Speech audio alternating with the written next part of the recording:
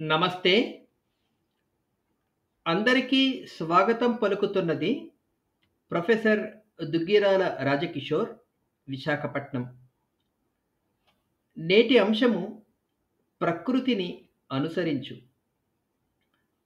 మానవ సమాజము ఒక క్రమ పద్ధతిలో నడవడానికి నాగరికుడైన మనిషి కొన్ని నియమాలను ఏర్పరుచుకున్నాడు. అలాగే ప్రపంచము నడవడానికి సృష్టిలో కొన్ని విశ్వవ్యాప్తమైన నియమాలున్నాయి. ప్రపంచము సుఖమయంగా సాగాలనే ఉద్దేశ్యంతో ప్రకృతి సహాయంతో ఒక కట్టడిని ఏర్పాటు చేశాడు భగవంతుడు. ఋతుధర్మాన్ని అనుసరించి ప్రకృతి నడవడం అందులో భాగమే. నడి ఎండలో ఇబ్బంది పడే వ్యక్తికి ఓ చెట్టు నీడ ఆసరా ఇస్తుంది. చలికాలంలో లేత సూర్యకాంతి మనిషికి ఊరటనిస్తుంది. చెట్లు ఆకులు రాల్చినా ఆ తర్వాత అవే చిగురించి ఆకుపచ్చ గొడుగులుగా మారినా ఒకే నియమానికి లోబడే ఇదంతా జరుగుతూ ఉంటుంది ప్రకృతిలో.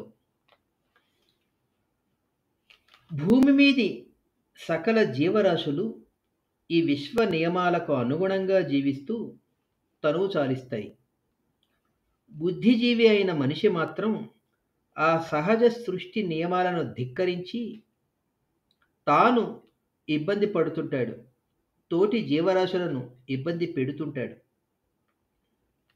దీనికి ఉదాహరణ నౌర్ అనే దేశము. ఇది ఒక దీవి. ఇది దక్షిణ పసిఫిక్ మహాసముద్రంలో ఉంది. మొత్తం జనాభా 11,000. వాటికన్ సిటీ, మొనాకో తరువాత అతి చిన్న దేశం ఇదే. ఒకప్పుడు ఈ దేశం ప్రపంచంలోనే ధనిక దేశంగా పేరు పొందింది. కానీ రాను రాను అత్యంత పేద దేశంగా మారిపోయి ఇక్కడి ప్రజలు తిండి కోసం అలమటిస్తున్నారు. కారణం తెలుసుకుంటే ఆశ్చర్యంగా ఉంటుంది. మిగిలిన దేశాలు ఈ దేశాన్ని చూసి గుణపాఠం నేర్చుకోవాలి. కొన్ని లక్షల సంవత్సరాల క్రితం నుండి ఇక్కడ మనుష్యులు లేనప్పుడు పక్షులు హాయిగా జీవించేవి. ఆ పక్షులు వేసిన రెట్ట దీవి మొత్తం పేరుకొని పోయి క్రమంగా అది ఫాస్ఫేట్‌గా రూపాంతరం చెందింది. ఈ ఫాస్ఫేటు పంటలకు రసాయన ఎరువుగా ఉపయోగిస్తారు.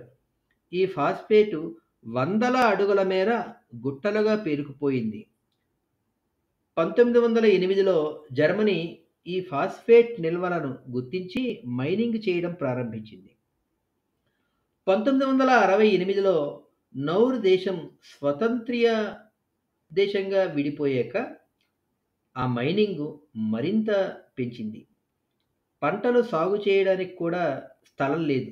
అంటే పంటలు పండించడం ఆపేసి భూమిలో ఉన్నటువంటి ఫాస్ఫేట్ నిల్వలను వెలికితీసి అమ్ముకుని డబ్బు గడించొచ్చనే ఉద్దేశంతో తిండి అవసరాన్ని కూడా పక్కన పెట్టి భూమిని తవ్వేశారు. ప్రజలు మైనింగ్ ద్వారా వచ్చిన డబ్బుతో విలాసంగా గడపడం ప్రారంభించారు. డబ్బులకి కొదవ లేదు కదా! కావలసిన సౌకర్యాల్ని, కావలసిన విలాసాల్ని, నిత్యావసరమైన తిండిని కూడా, ఆహార పదార్థాలను కూడా విదేశాల నుంచి దిగుమతి చేసుకోవడం ప్రారంభించారు ఆ నౌరు దేవి ప్రజలు. ప్రభుత్వము కూడా మైనింగ్ మీద వచ్చే పన్నులతో విదేశాలలో ఆస్తులు కొంది. కానీ కాలం ఎంతకాలం కొనసాగుతుందో ఒకేలా. రాను రాను ఫాస్ఫేట్ నిల్వలు అయిపోయాయి. మైనింగ్ ఆగిపోయింది. ఆదాయం స్తంభించిపోయింది. కొన్న ఆస్తులను అమ్మి కొంతకాలం ప్రజలను పోషించింది ప్రభుత్వము. ఇప్పుడు కష్టపడి పనిచేద్దామన్నా భూమి లేదు. తన భూ ఆస్తులను కొన్నిటిని అమ్మేసుకున్నారు కదా డబ్బుల కోసం. అంతేకాదు, మిగతా భూమి ఏమన్నా ఉన్నట్లయితే పంటలు పండించడం మానేసి ఫాస్ఫేట్ తవ్వకాల కోసమని పెద్ద పెద్ద గోతులు గోతులుగా చేసేసారు గదా! పెద్ద పెద్ద గుంటలతో నిండిపోయింది ఆ దేశమంతా. ఇంకా పంటలేం పండిస్తారు? ఇక తీర ప్రాంతం అంతా కలుషితమైపోయింది.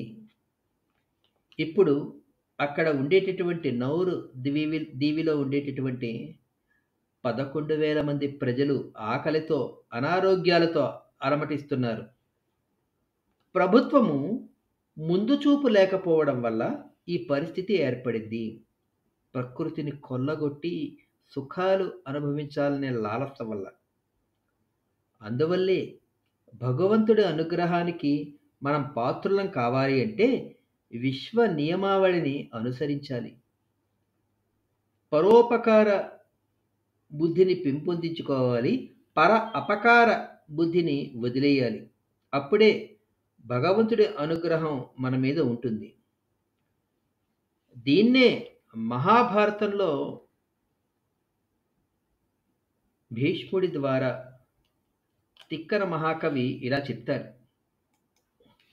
ఉరిలేయవి యొనరించిన నరవర అప్రియము తన మనంబునకగుతా నురులకునవి సేయకునికి పరాయణము పరమధర్మ పదములకెల్లన్. అంటే ఇతరులు ఏ పని చేస్తే నీ మనసుకి కష్టం కలుగుతుందో అటువంటి పనిని ఇతరుల పట్ల నువ్వు చెయ్యకుండా ఉండడమే ఉత్తమ ధర్మము. మానవుడు ధర్మావలంబి కాలేకపోవడానికి కారణము స్వార్థము. సంచయన ఇచ్ఛ అంటే కూడబెట్టాలి, ఇంకా పోగేసుకోవాలి అనేటువంటి తీవ్ర కాంక్ష. అదే తాపత్రయం. ఆ యావలో పడి తన అవసరానికి మించి కూడబెడుతున్నాడు మనిషి. ఈ ధ్యాసలో పడిపోయి తన ఆయుర్దాయ పరిమితులు కూడా మరిచిపోతున్నాడు మనిషి. 100 సంవత్సరాలకు మించి ఎవరూ బతకరనే ప్రకృతి నియమమైనటువంటి వాస్తవాన్ని విస్మరిస్తున్నాడు. అందువల్ల ఆత్మోన్నతికి ఉపకరించే జీవన విధానాన్ని వదిలేసి స్వార్థపరుడవుతున్నాడు. స్వార్థము అంతిమంగా స్వీయ అనర్థానికి, తన నష్టానికి, తరువాత ఇతరులకు అపకారం చేయడానికి దారి తీస్తుందని తెలుసు కాబట్టే భారతీయ ధర్మము వసుధైక కుటుంబ భావనను బోధించింది. నువ్వు, నీ పరివారము, నీ చుట్టుపక్కల సమాజమే కాదు, ఈ భూమండలమంతా ఒకే కుటుంబము అనే భావన భారతీయ ఋషులు, భారతీయ సంస్కృతి మనకు అందించడం జరిగింది. నీ కోసం నువ్వు పాటుపడడంలో వింతేం లేదు. పరుల కోసం పాటుపడని నరుని బ్రతుకు ఎందుకు అని పరార్థాన్ని బోధించింది భారతీయ సంస్కృతి. పరహితము, పరోపకార గుణము ఇహలోకంలో ప్రశాంత జీవితానికి కారణభూతం కావడమే కాకుండా ఆత్మోన్నతికి బాటలు వేస్తుంది అని చెప్పారు మన మహర్షులు. వ్యక్తిలో స్వార్థగుణ త్యాగానికి, సద్గుణ సంపన్నతకు దారితీసేది భక్తి. ఇహలోకానికి అతీతమైన విషయాల పట్ల నమ్మకం కలిగించడానికి భక్తి సహకరిస్తుంది. విశ్వాన్ని నడిపే అనంత శక్తి ఉందనే విశ్వాసాన్ని కలిగిస్తుంది. ఆ అనంత శక్తి పట్ల భక్తితో విభిన్న మార్గాలలో రకరకాల ఆచారాలు, కర్మకాండ్ల, వాటికి సంబంధించినటువంటి ప్రాథమిక విషయాలు మన జీవితంలో నిత్యము అనుసరణీయం కావాలి. అందువల్ల మనము కర్మకాండను నిరసించకూడదు, ఆచారాన్ని విడవకూడదు, ఈ రెండింటినీ అందించే గురువును నిందించకూడదు. భక్తి మార్గంలో ఎడతెగని నమ్మకంతో కొనసాగడం వల్ల దయ, సేవ, త్యాగము మొదలైన సద్గుణాలు అలవడతాయి మనకి.